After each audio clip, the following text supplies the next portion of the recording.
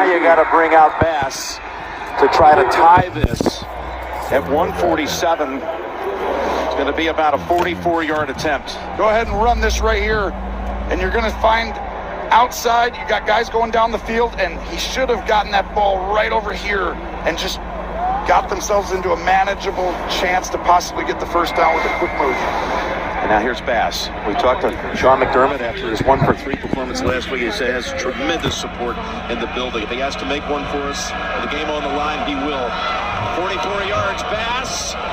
No, he doesn't make it. Wide right. Wow. The two most dreaded words in Buffalo have surfaced again. Man, oh man, this ish could have ended any other way. I'd rather have a blocked field goal, I think, than wide right. You know what I'm saying? It's tough if you watched after the post game. Josh Allen is up there, and man, it's just so heartbreaking to just see the Bills, to be a fan, you know, but even for these players that put it out there all on the line for the season to end the way it has. And you hear Josh just basically saying, there's only one happy team at the end of a season. You know, if you don't get the ring, it's a failed season. And at the end of the day, that's just what it is. But it's just so frustrating. Wide right. That's how this goes down in the books. Wide right. Some would say wide right part 2. There actually was another wide right, but it was a Trent Edwards era Monday night or Sunday night primetime game against the Browns. Jump in the comments and let me know if you remember that. It was Ryan Lindell. But that's just what it is. Goes in the books. Wide right. And it sucks, man. Bass is a pretty good kicker. I remember being nervous about him when we first drafted him. He had some shaky kicks early on. I think one that hit the uprights. I don't remember. I just remember early on being like, man, I don't like this. There's too much iffy-ish with this guy, like in the first game or two. But he ended up turning up and being a consistent, great kicker. But last week, the block kick, the missed kick, it's a shame. I was just making a video yesterday talking about how the Packers coach, as they missed that kick in the game last night against the Niners, regarding that kicker, Anders Carlson, who had the most missed kicks this season. And he is a rookie. But you heard the coach saying, when we got to send him out there, I'm just praying. You know, with Sean McDermott, it's not the case. He was talking about he's very confident in this guy. And, man, that's just so tough. It really is. Very frustrating, too, the way we were rocking and rolling in the first half. Second half, we sputtered a bit, but we're still playing pretty good, just not really putting points on the board.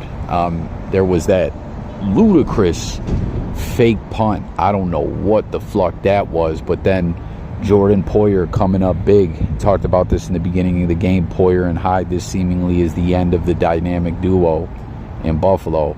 I don't even know if Hyde will go on to play anymore.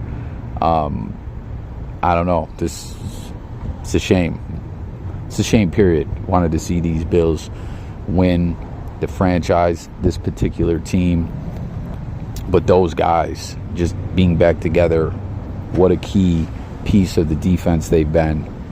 And I don't know, this is probably it for them to just come so close. It's just heartbreaking. But Poyer coming up big, forcing that fumble that went out the back of the end zone. And, you know, it felt like, too, in the past that's a situation as a Bills fan, you know, where you feel like, they're not going to overturn it. And they overturned it.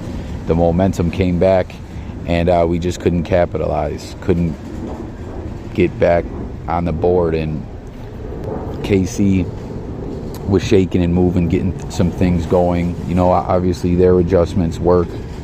Later in the game, the Bills didn't. But that's it. That's the end of the season.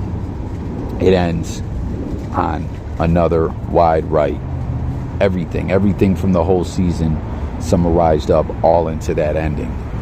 It's a damn shame, man. I still believe that, you know, but Bills lose. What are you going to do? Long wait till the next season. That's what's so wild about football. You know what I'm saying? You get to the postseason, single elimination. It all comes down to delivering. And if you don't, that's it. It's a wrap. Gotta wait all over. All the way till next season.